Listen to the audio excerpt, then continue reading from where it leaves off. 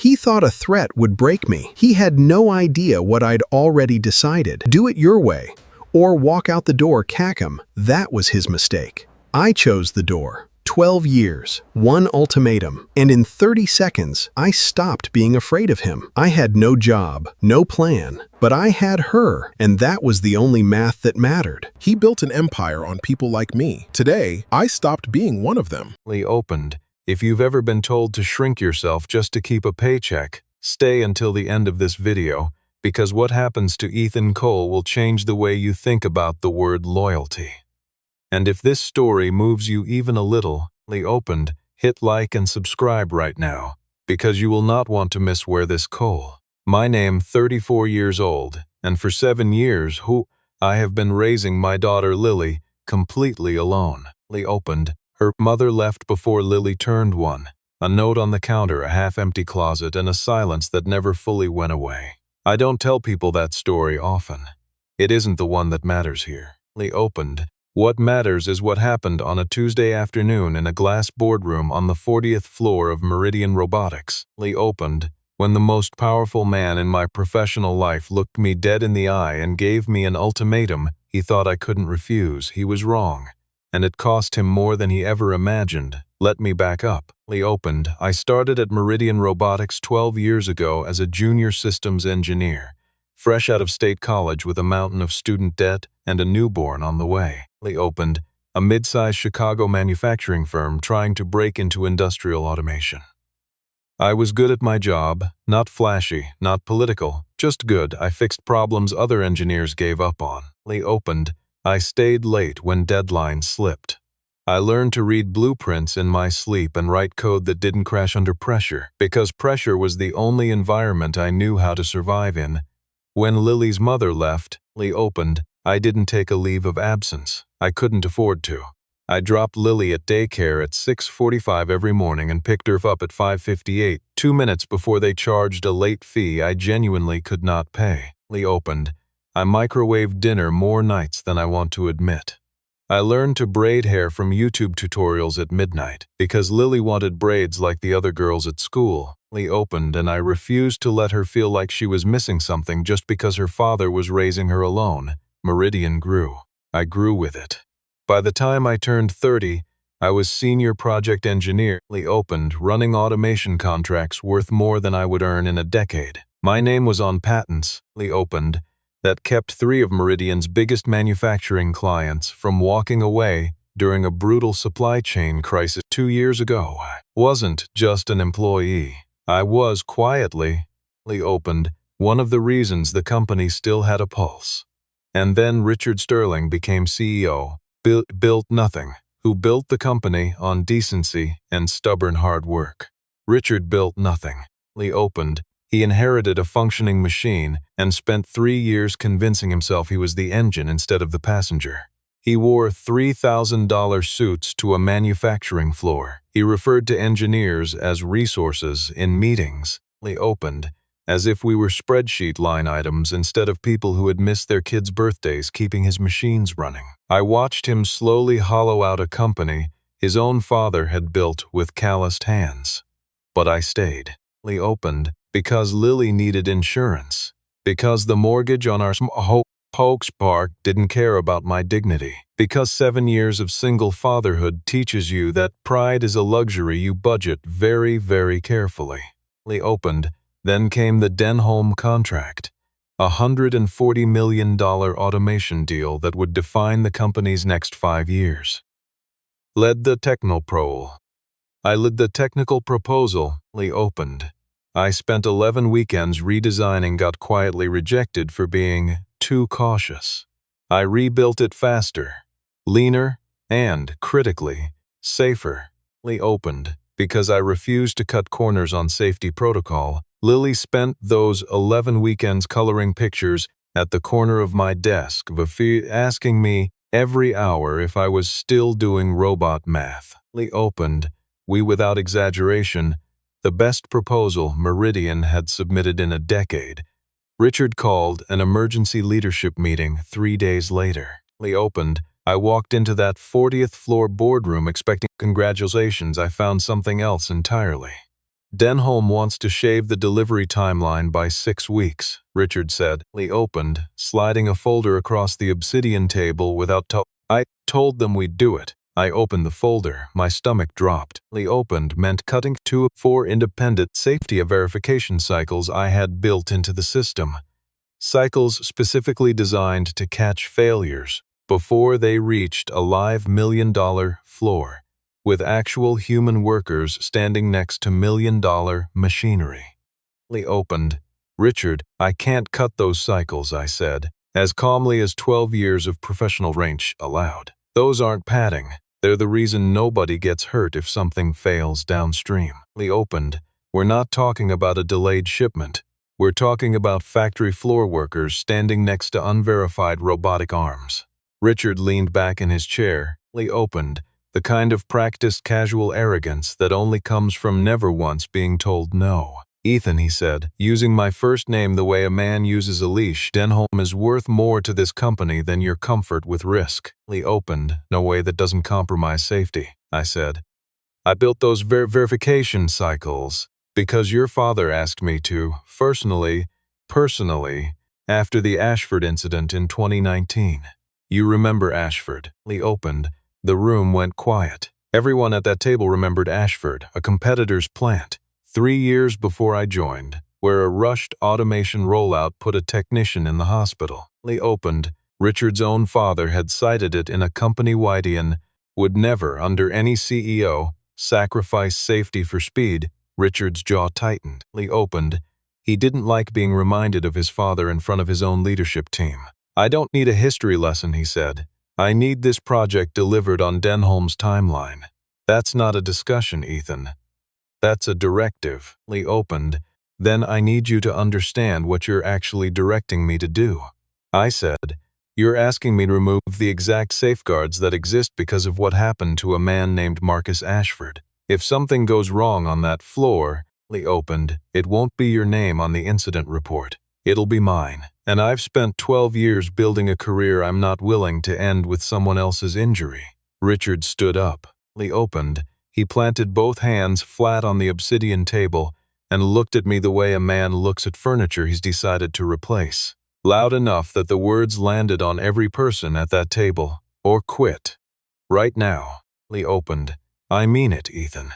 This isn't a debate. Cut the cycles. Or clean out your desk. Buy 5-foot, $100 million contract I had personally saved from collapse. And he thought an ultimatum, Lee opened, delivered in front of an audience, would make me fold. He had no idea what those 12 years had actually taught me.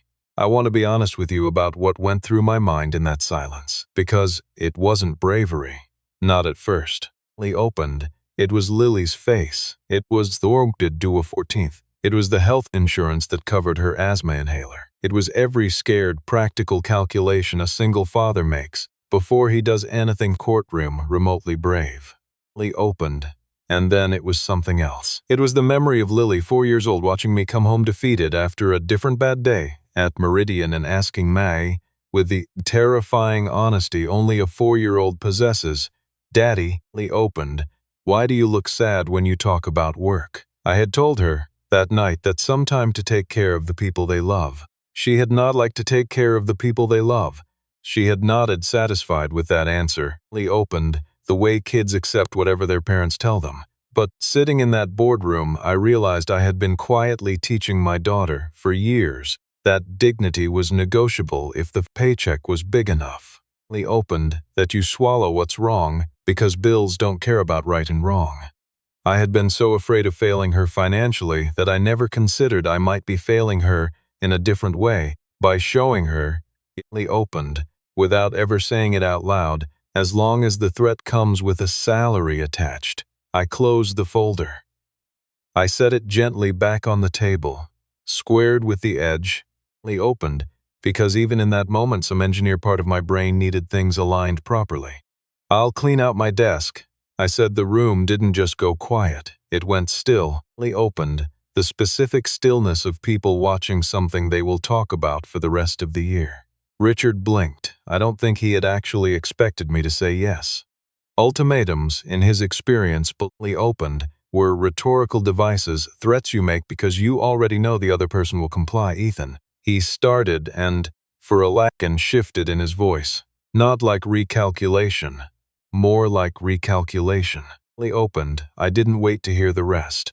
I stood, buttoned my jack out of pure old habit, and walked to the door. Behind me I heard someone, I think it was Priya from the safety compliance team, exhale audibly. Opened, the kind of exhale that comes out when you've been holding your breath for 3 minutes without realizing it. I walked back to my desk on the 32nd floor. Word travels fast in a glass building. By the time I got there, opened, half my floor was pretending to work while watching me out of the corner of their eyes. I found a cardboard box in the supply closet, the same box I noted with estranged to clients, that I used to ship replacement parts to clients. Opened, I packed 12 years into it in about 11 minutes. A photo of Lily on her first-day birthday party, a pottery and coffee birthday party, lopsided and glazed unevenly, opened, that said, "What okayest the tea?" A small collection of engineering awards I'd never bothered to hang up. My badge, which I placed on the desk instead of the box, because it wasn't mine anymore. Opened, I walked out of that building at 4:47 p.m. on apparently already heard some version of verhappen upstairs. Nobody said anything. Few people audited me, swole respectful nods, small respectful nods. Opened, the kind you give someone who just did something you wished you had the nerve to do yourself. I sat in my car in the parking garage for 11 minutes before I could make myself call my sister to pick up Lily from school. Opened, because I genuinely could not figure out how to explain what I'd just done without my voice breaking. That night I sat across from Lily at our kitchen table. She was 7 now, front tooth missing. Opened, hair in the same crooked braids I'd learned to do badly and lovingly over the years. That simply and honestly as I could, that I didn't have my job anymore, and that things might be a little different for a while. Opened. Different how, she asked, more curious than afraid. We might have to be more careful with money for a bit, I said. But we're okay, we have each other. Opened. She thought about this with the seriousness only 7-year-olds bring to enormous questions, then she said, "Was it because you told the truth?"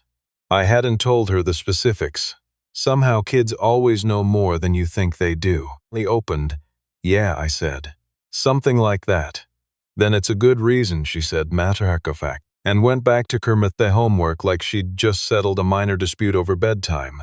I won't pretend the weeks that followed were easy. Opened, they weren't. Unemployment in engineering management doesn't move as fast as bills do. I updated my resume at 2 a.m. after Lily fell asleep. Opened, I sent out applications and got the particular silence that comes being overqualified for smaller roles and not the right culture fit for bigger ones. Corporate language. I suspected. I simply opened, for having a reputation as someone who says no to CEOs. Word travels in Chicago's manufacturing circles. I found out later that Richard had made exactly one phone call to a competitor. Opened, framing my exit as insubordination dispute. It didn't stick everywhere, but it stuck in a few places that mattered. I sold my car, the newer one. Opened, the one I'd bought 2 years ago, in a rare moment of financial optimism, and drove Lily around in my old Civic instead, the one with the cracked side mirror I never got around to fixing. Opened, I picked up freelance automation consulting where I could find it, small track glamorous work, invoicing clients who paid 30 and sometimes 60 days late. I explained to Lily, gently opened, that we'd be doing the grocery store's store brand cereal for a while, instead of the one with the cartoon tiger on the box. She in store brand cereal, that the store brand cereal tastes exactly the same, Dad. Opened, you're being dramatic, which made me laugh for the first time in 9 days. 3 weeks after I walked out of Meridian, I got a call from a man named Walter Okafor. Opened. Walter had been Meridian's chief engineering officer years before Richard's father retired, a legend in Chicago's manufacturing circles. Opened, the kind of engineer whose name still opened doors a decade after he'd left the industry to run a small private equity fund. I heard what happened technology startups. I heard what happened in that boardroom, Walter said. Opened, without preamble when I picked up. Every version of your story I've heard ends the same way. You walked and you were right to. I asked him how he'd heard. He laughed, a low, knowing laugh. Ethan, Lee opened. There is no story that stays inside a glass building, especially not one about a CEO threatening the engineer who saved his biggest contract. Walter didn't offer me a job. Lee opened. He offered me something bigger and considerably more terrifying. Funding. He'd been looking, he said. Lee opened. For exactly the kind of engineer paycheck, then compromise on a safety system, because that was precisely the kind of judgment his fund wanted behind a company, not just inside. I'm not hiring you, Ethan. Lee opened, he said. I'm proposing you build something your own from automation's safety and systems design for manufacturers who are tired of exactly what you just walked away from. I'll put up the seed capital. Lee opened. You put up the reputation you just spent in one afternoon proving. I sat with that offer for 4 days. 4 days of spread from a sleepless night, and one long conversation with my sister, Lee opened, who reminded me correctly that I had already survived the scariest part, which was walking out with nothing lined up. Everything after that was just logistics. I said yes. Cole Systems Integrity opened 4 months later. Lee opened in a small rented office above a hardware store in Oak Park, 12 minutes from Lily's school. Our first client was a mid-size auto parts manufacturer that had coincidentally, Lee opened, been circling Meridian for a contract before hearing, through the same industry grapevine that had almost sunk me, exactly why I'd left. They didn't see a liability. Lee opened. They saw a man who wouldn't cut a safety corner even under direct threat from his CEO. A manufacturer that had survived one too many close calls of their own. That reputation was worth more than any resume line. 6 months in, Lee opened. Cole Systems Integrity had 3 contracts and 2 employees, both engineers I'd personally recruited from Meridian. Lee opened. People who had watched what happened to me and quietly decided they didn't want to work somewhere that treated safety as a negotiable line item either. And then 8 months after I walked out of that boardroom, Lee opened. Meridian Robotics had its own reckoning. The Denholm contract, the one Richard had ordered me to compress at the cost of safety, went forward anyway, under a different engineer who didn't have the standing, or perhaps the nerve, Lee opened, to say no the way I had. They hit Denholm's original aggressive timeline. For 11 weeks, it looked like Richard had won. Then, during a live production run, Lee opened. A robotic arm on Denholm's factory floor malfunctioned during exactly the kind of edge case scenario my original verification cycles had been specifically designed to catch. Lee opened. Nobody was seriously hurt. A technician suffered a hovering out of Sham's path, but the near miss triggered an immediate OSH safety audit. Denholm didn't just pause the contract. Lee opened. They terminated it, publicans, in a press release that named Meridian Robotics twice in the first paragraph. Meridian stock dropped 18% in 2 days. Lee opened. 3 other major clients quietly opened contracts with competitors. The board, I heard through the same grapevine that had once nearly cost me my next job, held an emergency session that lasted past midnight. Lee opened. Richard Sterling was asked to step down as CEO 11 weeks later. His own father's name was still on the building. I want to be honest about that, because I think it matters. I didn't feel triumphant. Lee opened. I felt something quietness for a company I'd given 12 years of my life to, and a clearly opened, undeniable confirmation that walking out of that room had been the only choice that let me look at Lily without flinching. Here's the part of this story I didn't see coming. 14 months after that Tuesday afternoon, Lee opened. My office phone rang. Not the CEO anymore, just Richard calling from a number I didn't recognize, his voice smaller than I remembered it in that boardroom. He didn't apologize, not exactly. Lee opened, not in the clean way you'd want from a movie.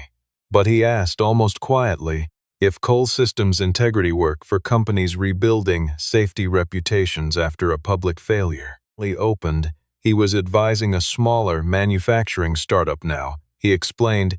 He didn't say my name when he described the mistake. He didn't him to I'd think about it. I told him I'd think about it. Lee opened. and not as a power move, but because I've learned that the version of me who walked out of that boardroom doesn't make decisions out of spite. I ultimately took the contract we opened under strict terms that had nothing to do with making. Nobody on that new company's factory floor ever ended up like the technician at Denholm. Lily is 8 now. She still asks, sometimes, opened, why I left the big glass building job. I've told her the real version now, the whole thing, because I think she's old enough to understand it, and honestly, opened, because I think she deserves to know exactly what her father is willing to walk away from, and exactly what he refuses to compromise, no matter what it costs. A few weeks ago, opened, she came home from school with a worksheet about jobs she might want when she grows up. Under what does a good job look like? In her careful 7-going-on-8-year-old handwriting, she'd written, opened, a job where you don't have to be scared to tell the truth. I keep that worksheet mender at Cole Systems Integrity, right next to the lopsided, Zokayest deed mug. Some days, opened, when a new client pushes back on a safety recommendation or asks me to shave a timeline in a way that makes my stomach drop the way it did in that boardroom 14 months ago, opened, I open that drawer and I remember exactly why I packed that box on a Tuesday afternoon, walked out into a future I couldn't see yet. If you've ever had to choose between the paycheck and your own integrity, opened, I hope this story reminded you that walking away isn't the end of the road. Sometimes it's the only door that was ever actually open. If this story meant something to you, opened, tell me in the comments what you would have done in that boardroom. And if you haven't already, subscribe because there are a lot more stories like Ethan's still to come.